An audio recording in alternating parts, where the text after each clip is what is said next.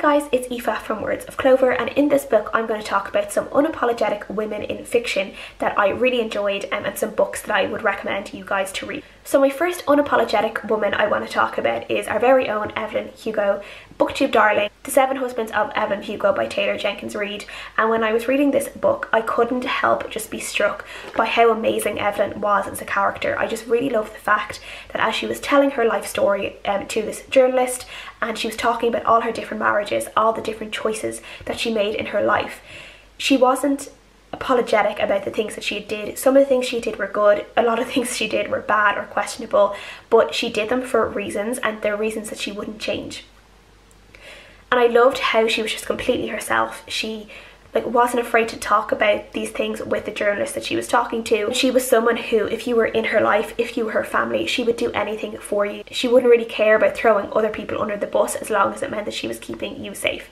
And I just really love that about her. I love the fact that we got this amazing story about this woman who had this really interesting history and this really kind of tangled web that people were never really able to figure out. And I loved just being able to listen to her story and for her to be 100% herself, and for her to just lay out her cards on the table and say, this is who I am, you can take it or leave it, but I'm not going to change a thing.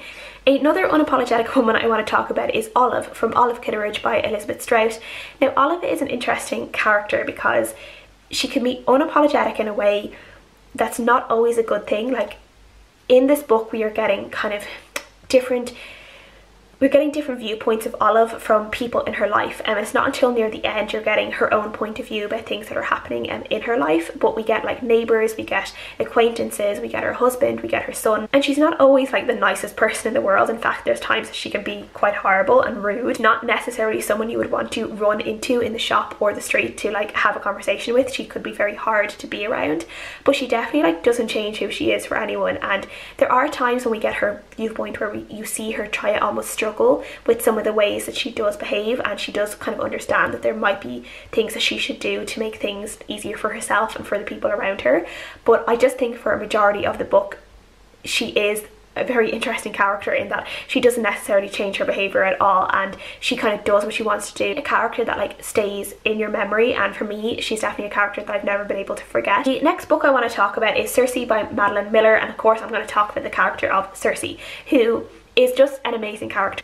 She is the daughter of the sun god, which means that she is a titan, and because of an act of humanity and an act of kindness, she actually ends up being cursed, and she has to spend her entire life alone on this island.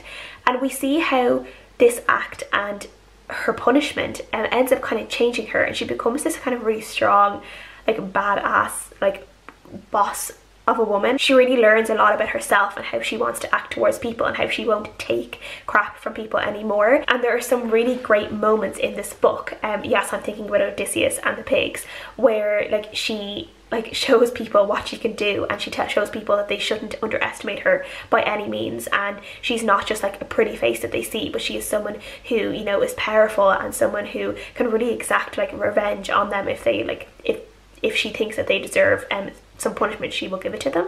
But she definitely stays true to herself for a majority of the book, and I really loved kind of just going along with her journey and seeing all the events of the book and how things do work out for her by the end of the book. The Queens of Innis Lear by Tessa Gratton is also a book I have on this list because of the daughters in this book. This book is a retelling of King Lear, and it's a really interesting, very long tome book about the three daughters and this political intrigue and this political game they are all playing with their father. And the three daughters are all very, very different, and they are all unapologetic women in their own way, and they're very strong in their own personalities, in their own characteristics. And I just find them very, they were just such intriguing characters to follow on their own paths within this book. One of the characters who is probably the most striking to me is Gala. She is a character who actually refers to herself as a king rather than a princess or a queen. She thinks of herself quite in a masculine way, and she thinks of herself as a king rather than the more feminine queen. She is a warmonger. She is she's a warrior. She is a battle captain. She's someone who would lead you into into a battle, and she's someone who you would trust on your side. And she like is not going to bow down to anyone. She's not going to let anyone take her for a fool, and she's absolutely amazing. The middle sister, Regan, she's a little bit more cunning and manipulative, and you do see a theme of motherhood in this book with Regan in particular, and how it's something that she is really, really yearning for, and she will do anything it takes to become a mother. And then we see a more softer side of feminine when it comes to Eliza, who is like the Cornelia character in this book, and the youngest daughter. She is, you know, the most dutiful daughter. She is the daughter who will do anything to please her father. She's very loyal, and in a way that makes her look softer and weaker, but there's also a lot of ways where this can be played to her advantage, and she's actually one of the most strongest in the family, and how her spirit makes her stronger, even if maybe physically she is not as strong as the others. These are all amazing female characters that I would definitely urge you to read about if you haven't read about them. And then the last character I want to talk about is one of my favourites. That's Eleanor of Aquitaine, and I'm going to be talking about her because of the Summer Queen trilogy, and we are following the life of Eleanor of Aquitaine, and she was the mother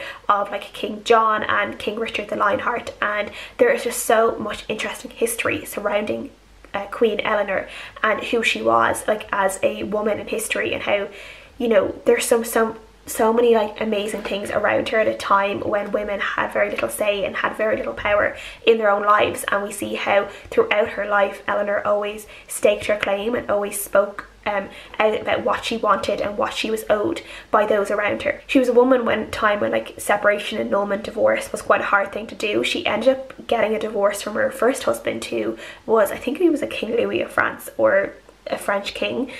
She ended up getting a divorce, and she went on to marry a much younger man who was King Henry, and she gave him like a bunch of sons when she hadn't been able to do that in her previous marriage. We see her like throughout her entire life in these books surrounded by these horrible men from her husbands who like are just not particularly good people, and then her sons who end up kind of using her to their own gain eventually when they're kind of fighting amongst themselves and fighting with their father, and she ends up becoming almost like a pawn in their games. But I think throughout it all she still remains very true to herself. One of the main things she always wanted was Aquitaine, which was something that she owned. It didn't belong to like her husband, it didn't belong to her sons, it belonged to her. It was her domain, and we see how throughout her life this is something that remained really important to her. It's not something that she ever forgot, and she never really backed down, you know, not really. It was always secretly there that it's always something she would stand up for. She's just a really interesting woman to read about, and when you like read other books about her, you see